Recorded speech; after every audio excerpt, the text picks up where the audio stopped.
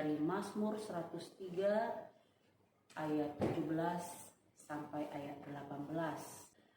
Tetapi kasih setia Tuhan dari selama-lamanya sampai selama-lamanya atas orang-orang yang takut akan Dia, dan keadilannya bagi anak cucu, bagi orang-orang yang berpegang pada perjanjiannya dan yang ingat untuk melakukan titahnya. Ya, Mazmur 103 ayat 17 sampai 18 ini mencatat bagaimana kalau kita membaca keseluruhan ya dari 103 ini, kita akan menemukan penjelasan bahwa Tuhan itu adalah Bapa yang sangat baik, ya, Bapa yang sangat baik. Diperkuat kembali di ayat 17 dan 18 ini, kita akan melihat bahwa Dia Bapa yang sangat luar biasa, ya. Dia memberikan warisan kepada anak-anaknya, kita umat-umat yang percaya, ya, dengan begitu sangat luar biasa. Dia menjanjikan warisan akan diberikan kepada kita dari selama-lamanya sampai selama-lamanya. Luar biasa, ya. Tetapi ada hal yang harus diperhatikan. Kita harus menjadi orang yang takut akan Dia, ya. Kita harus menghormati akan kasih Tuhan. Kita harus tunduk akan firman Tuhan. Jadi ketika kita menjadi anak-anak Tuhan, kita menjadikan Tuhan itu menjadi Bapa, maka Dia akan memberikan kita warisan yang sangat luar biasa itu. Bukan hanya untuk kita. Kalau kita membaca ayat ini, kita bahkan keturunan kita pun akan mendapatkan warisan yang Dia berikan. Tapi ada persyaratannya, yaitu harus takut akan Dia. Harus takut akan Tuhan, ya. Oleh sebab itu, orang tua, terkhusus ayah, ya, karena ayahlah kepala keluarga. Ayahlah yang mewariskan kalau kita itu famnya, ya, marganya. Jadi firman Tuhan saat ini menggambarkan Tuhan itu adalah Bapa, ya, bukan berarti ibu tidak berarti, tidak. Tetapi kita menggambarkan bahwa sesuai dengan firman Tuhan itu adalah Bapa, ya, Bapa yang akan mewariskan, ya, pada anak-anaknya. Karena Bapa itu atau ayah itu dia kepala keluarga, dia pemimpin dalam keluarga. Bahkan dia yang memberikan warisan keturunan, mewariskan marga, ya, itu. Sehingga digambarkan Tuhan itu adalah Bapa. Ya, seorang Bapa, ya, orang tua otomatis, tetapi terkhusus ayah, terkhusus Bapa. Dia harus meninggalkan warisan kepada anak-anaknya. Ada yang berbentuk harta benda, ada yang berbentuk didikan kerohanian, ya, iman, keteladanan, ya. Jadi seorang orang tua, khususnya seorang ayah, harus mewariskan hal itu kepada anak-anaknya, dan anak-anaknya akan mewariskan kembali kepada keturunan-keturunannya. Oleh sebab itu, seorang ayah, ya, orang tua itu dia memiliki tanggung jawab untuk menanamkan firman Tuhan kepada anak-anak, ya. Oleh sebab itu seorang ayah, orang tua bertanggung jawab untuk menanamkan firman Tuhan kepada anak-anak, ya. Ulangan 6 ayat 7 di sini dikatakan, haruslah engkau mengajarkannya berulang-ulang kepada anak-anakmu dan membicarakannya apabila engkau duduk di rumahmu, apabila engkau sedang dalam perjalanan, apabila engkau berbaring, dan apabila engkau bangun, ya. Berulang-ulang. Sebagai orang tua, sebagai ayah, harus mengajarkan kebenaran firman Tuhan berulang-ulang, bahkan dalam situasi apapun, dalam kondisi apapun, harus terus mendidik anak-anaknya, harus memberikan warisan kepada anak-anaknya tentang kebenaran firman Tuhan.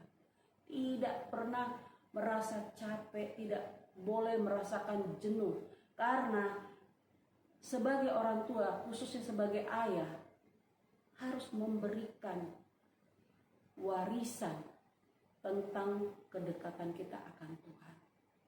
Ya, kedekatan akan Tuhan. Ya.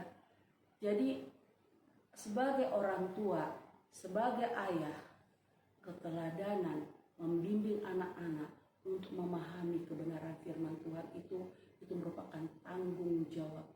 Menjadi suatu keharusan. Harus menjadi suatu keharusan, ya. Oleh sebab itu, sebagai orang tua tidak bisa kita hanya berkata, baca Alkitab nak, pergi ke gereja nak. Nggak bisa. Kitanya sebagai orang tua, kitanya sebagai ayah harus memberikan keteladanan itu. Tepat waktu datang ibadah. Ketika kita memberikan keteladanan itu, anak-anak pun akan mengutamakan yang namanya ibadah. Tapi kalau kitanya saja di hari Minggu ogah-ogahan datang ibadah, terus kita ngomong ke anak, ayo anak, sekolah Minggu harus tepat waktu. Nah, anaknya siapa yang ngantar? Kalau orang tuanya juga bangun kesiangan. Ya, jadi seorang orang tua, khususnya seorang ayah, harus memberikan keteladanan. Nak, baca Alkitab. Bapaknya juga nggak pernah baca Alkitab. Terus anaknya baca Alkitab bagaimana? Yuk bangun keluarga kita, berikan warisan keteladanan ya kepada anak kita. Mereka harus mengenal akan firman Tuhan. Bisa dimulai dengan hal yang mudah, ya, menghargai hadirat Tuhan. Mari kita ajar anak-anak kita tepat waktu ketika ibadah. Ya. Mari kita ajarkan anak-anak kita untuk mengandalkan Tuhan. Ya. Mungkin Bapak Ibu mampu untuk membawa anak-anak jalan-jalan kemana saja. Tetapi alangkah lebih indah kalau anak-anak meminta sesuatu, ajak mereka. Kita doa dulu sama Tuhan, biar Tuhan berkati mama papa, agar kita bisa pergi jalan-jalan. Ya, hal yang mudah, sehari-hari saja. Ya, sehari-hari saja. Hal-hal yang mudah kita bimbing anak-anak kita itu untuk menghargai Tuhan dengan tepat waktu ketika ibadah. Ya, andalkan Tuhan. Mungkin Bapak Ibu diberkati oleh Tuhan, tapi tetap didik anak-anak untuk apa-apa itu selalu andalkan Tuhan dulu. Apa-apa itu harus andalkan Tuhan dulu. Kalau anak-anak dapat juara 1 mungkin, juara 2 di sekolah, yuk mengucap syukur. Tuhan sudah memberikan kamu hikmat kepintaran yang luar biasa. Ajak. Ya. Karena dikatakan tadi di Ulangan 6 ayat 7 ini, berulang-ulang. Bahkan dikatakan di sini lagi katanya duduk, sedang berjalan, berbaring, bangun. Artinya segala situasi, dalam segala kondisi apapun, ajarkan kebenaran firman Tuhan kepada anak cucu kita. Terkhusus ketika anak kita masih tahap sekolah minggu. Jadi seorang ayah harus meninggalkan warisan teladan iman yang teguh, karakter yang takut akan Tuhan, ya, dan keteladanan hidup yang diberkati oleh Tuhan turun temurun. Kenapa turun temurun? Karena tadi ketika dia memberikan keteladanan iman itu, percayalah anak-anaknya pun akan mengikuti keteladanan iman itu. Berdoa di rumah, andalkan Tuhan. Hal-hal yang mudah kita kerjakan dalam sehari-hari. Percayalah anak kita pasti mengikuti. Dan dia akan mendidik kembali anak-anaknya untuk mengenal kebenaran firman Tuhan. Yang kedua, seorang ayah, yaitu orang tua, harus tadi jadi teladan iman, di mana dia hidup dalam kesetiaan pada Allah. Yang pertama tadi mengajarkan kebenaran firman Tuhan. Yang kedua, seorang ayah itu harus jadi teladan iman. Mazmur 112 ayat 1 sampai 2. Haleluya, berbahagialah orang yang takut akan Tuhan, yang sangat suka kepada segala perintahnya. Anak cucunya akan perkasa di bumi, angkatan orang benar akan diberkati. Ya, ketika kita menjadi ayah, ketika kita menjadi orang tua, hidup takut akan Tuhan. Seperti tadi di Mazmur tadi dikatakan, anak cucu kita juga diberkati. Bukan hanya kita, anak cucu kita, keturunan kita juga pasti akan diberkati. Kita belajar dari Daud, ya. Daud dia punya sisi hal yang buruk, tetapi dia juga punya sisi hal yang positif, ya. Kekurangan daripada Daud adalah dia sangat lemah dalam mendisiplinkan anak-anaknya, ya. Dia sangat kurang dalam menegur akan kesalahan anak-anaknya, ya. Sehingga pola hal yang tidak baik diikuti oleh anak-anaknya. Di antaranya tentang Amnon. Dia meniru sifat hal buruk dari ayahnya tentang hawa nafsu, ya. Dia memperkosa adiknya, ya, adik tirinya yang bernama Tamar. Tapi Daud tidak tegas, sehingga hal itu berkelanjutan kepada saudaranya yang lainnya, yaitu Absalom. Dia dendam, dia membunuh Amnon karena memperkosa adiknya. Bahkan dia juga mengkudeta akan tahta daripada Daud. Berlanjut lagi anaknya bernama Adonijah di akhir-akhir hidup Daud, begitu juga ingin merebut tahta daripada Daud. Ya, ternyata keteladanan kita itu sangat menentukan anak cucu kita juga. Ini contoh hal buruk yang dilakukan Daud yang diikuti oleh anaknya. Tapi ada juga hal yang baik yang diikuti oleh anaknya. Bisa kita lihat dalam 1 Raja-Raja 2 ayat 1 sampai 4. Daud mendidik Salomo dan Salomo mengerjakannya dengan sangat baik. Ya, di ayat 3-nya tadi 1 Raja-Raja 2 ayat 1 sampai 4, saya bacakan di ayat 3-nya. Lakukanlah kewajibanmu dengan setia terhadap Tuhan Allahmu, dengan hidup menurut jalan yang ditunjuknya, dan dengan tetap mengikuti segala ketetapan, perintah, peraturan, dan ketentuannya seperti yang tertulis dalam hukum Musa, supaya engkau beruntung dalam segala yang kau lakukan dan dalam segala yang kau tuju.